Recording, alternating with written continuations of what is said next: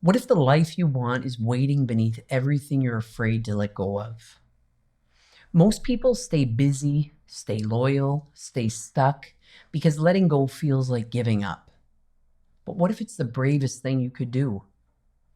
We cling to habits, roles, identities, beliefs, and people, not because they still fit in our lives, often because they feel safe.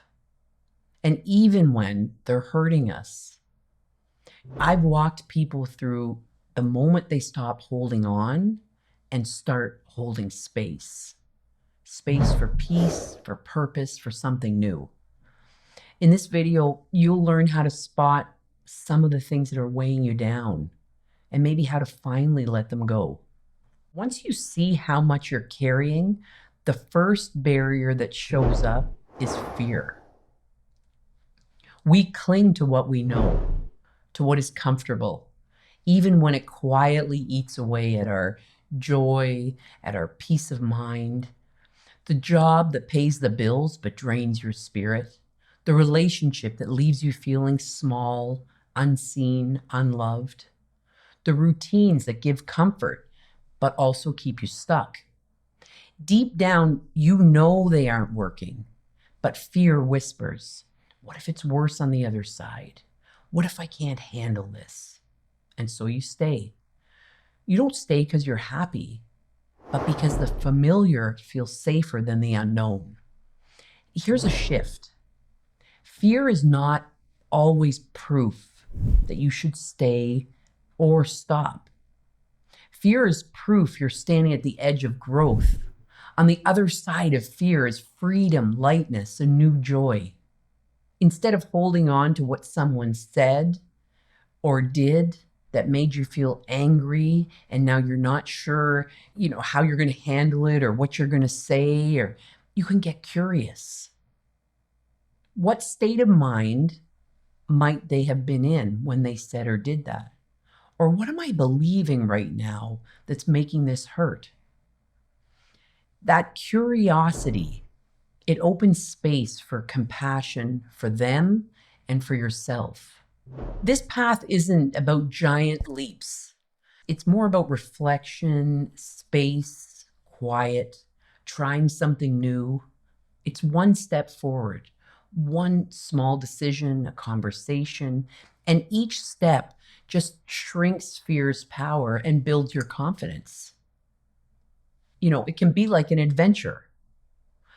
Now, what I've noticed with many of my clients is they're scared of change because they believe that their self-worth is tied to their roles and titles.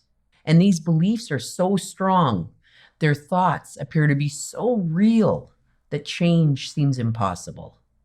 Many people define themselves by what they do, not who they are. I'm a CEO. I'm a mom. I'm a dad. I'm a wife. I'm a husband. I'm a gymnast. I'm a lawyer. I'm a banker. I'm an introvert. These roles can feel noble and important, but when they shift, when they end or change, as they always do, it can leave us feeling lost. Like if you think your value as a human being is somehow tied to these roles, the thought of letting them go or changing them in any way, well, it can feel terrifying. The thing is, our worth is never tied to any title. When you were a little 7-pound baby, were you unworthy? Of course not. Long before you earned a paycheck, long before you became a parent or a banker or started a company, you were worthy. You don't have to prove it. You don't have to earn it. You already are it. I think the path forward is learning to see ourselves without the labels, before the labels. Begin by getting to know who you are. The infamous question, who am I? Notice qualities that don't depend on your roles, like kindness, your creativity, your wisdom, your love, your resilience, your happiness. At our core, this is who we all are. As you deepen your understanding, you can let go of chasing approval from others. You can begin to be grateful and satisfied and content with who you are and the life you are living. As we change, the world around us changes. And you'll notice the relationships that are lifting you up and the ones that are pulling you down. And this is okay. Some people pour into us, encourage us, make us feel alive. They make us feel good when they're around. Others leave us feeling drained, small, full of doubt. I mean, you know the difference. Yet we often stay tied to the draining ones. Why is that? It's out of guilt, habit, fear of being alone, fear of losing our job, fear of change. We tell ourselves, maybe they'll change. Or maybe it's my fault. Maybe this is just how it is. And so we keep doing what we've always done, and we keep getting what we always got. When someone behaves badly, or speaks harshly, or brings negativity, what hurts isn't actually their words or their actions. It's how our own thoughts about those words and actions feel inside of us. When we take things personally, we're not reacting to the person, we're reacting to our thinking about what they said or did. As you change and the people you normally associate with remain the same, you may find that some relationships are just not right for you anymore, and that's okay. You can see these people less, you can not see them at all. You can open space for healthier people in your lives, new people that bring you happiness and add peace to your life. It's okay. It's okay to step back from people and activities that you used to enjoy, but you no longer do. It's okay to spend more time with people who add fun and joy to your life. And notice the shift. Your energy rises. You feel calmer. Your sense of self grows stronger. True letting go isn't about pushing people away or cutting them out of your life with effort or willpower or determination. It's the natural result of seeing that you don't need to take their behavior personally. And when you recognize that their negativity comes from their state of mind, not from who you are, you can stop carrying that. Letting go of a long-time relationship with a friend or child or sibling or spouse or coworker, it's not easy. It can seem difficult, scary. But the more you show up as yourself, just ordinary and who you are, it will make sense to you. Your wisdom will come through you. Letting go of a habit, a belief, a person, an activity, a career, it's not the end of your story.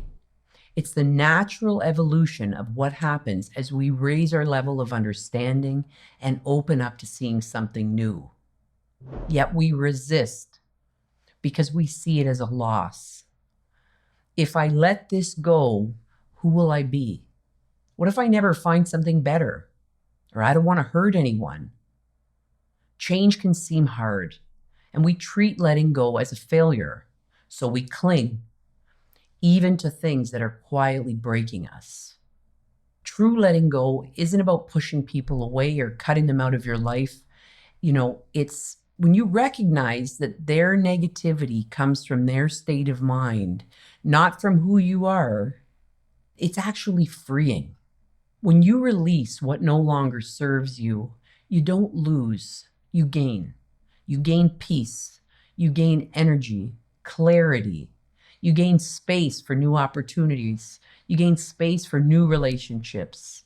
If you're letting go because it makes sense for you, it will feel like the right choice because you're being honest with yourself, you're following wisdom, and you're following what makes sense for you in your life.